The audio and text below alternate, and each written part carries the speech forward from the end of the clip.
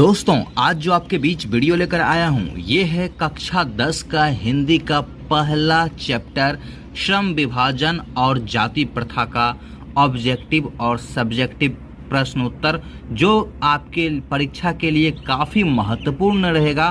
तो समय न गवाते हुए आरंभ करते हैं वीडियो का। जैसे पहला नंबर प्रश्न है, श्रम विभाजन और जाति प्रथा के लेखक कौन हैं? तो इसका उत्तर होगा भीमराव अंबेडकर। दूसरा है, अंबेडकर का जन्म कब हुआ? तो 14 अप्रैल 1891 को। तीसरा है, अंबेडकर का जन्म कहाँ हुआ था? तो महू, मध्य प्रदेश में। चौथा है, श्रम विभाजन और जाति प्रथा पाठ की विधा क्या है? तो ये है निबंध। पांचवा है, श्रम विभाजन और जाति प्रथा पाठ बाबा साहब के किस भाषण का अंश है? तो एनिहिलेशन ऑफ कास्ट।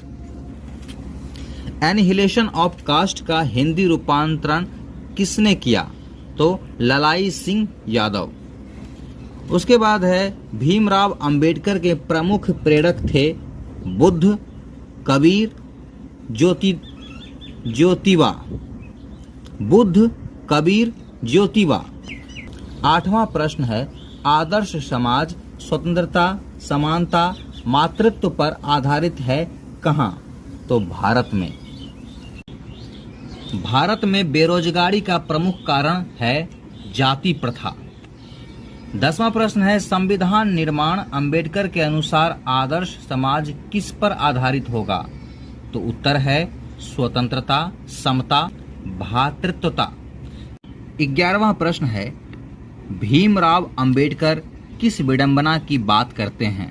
तो उत्तर है आज के समाज में भी जातिवाद के पोषक की कमी नहीं है।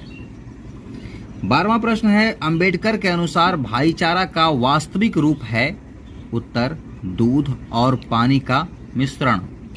13वां प्रश्न है, जाति प्रथा पेशे का दोषपूर्ण पूर्व निर्धारण ही नहीं करती बल्कि मनुष्य को जीवन भर के लिए एक पेशे में बांध देती है। प्रस्तुत गद्यांश का लेखक है? उत्तर डॉक्टर भीमराव अंबेडकर। 14वां प्रश्न है, बुद्धा एवं हिज धम्मा का लेखक कौन है? तो भीमराव अंबेडकर। 15वां प्रश्न है, हु आर सुद्राज किसकी रचना है?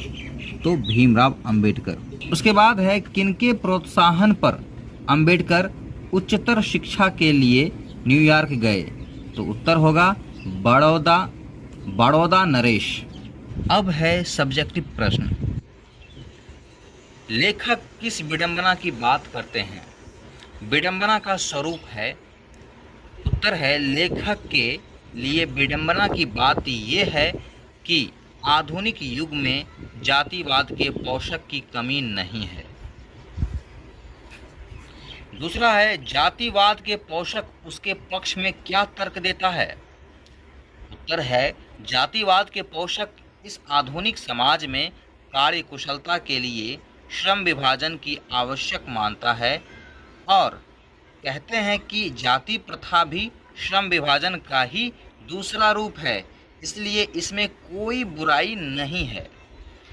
तीसरा है, जातिवाद के पक्ष में दिए गए तर्कों पर लेखक की प्रमुख आपत्तियां क्या है? तो उसका उत्तर है, जातिवाद के पक्ष में दिए गए तर्कों पर लेखक की पहली आपत्ति ये है कि जाति प्रथा श्रम विभाजन के साथ साथ श्रमिक विभाजन का रूप लिया है। श्रम विभाजन निश्चय ही सभ्य समाज की आवश्यकता है, परंतु किसी भी सभ्य समाज में कार्य के साथ साथ लोगों का विभाजन सही नहीं है।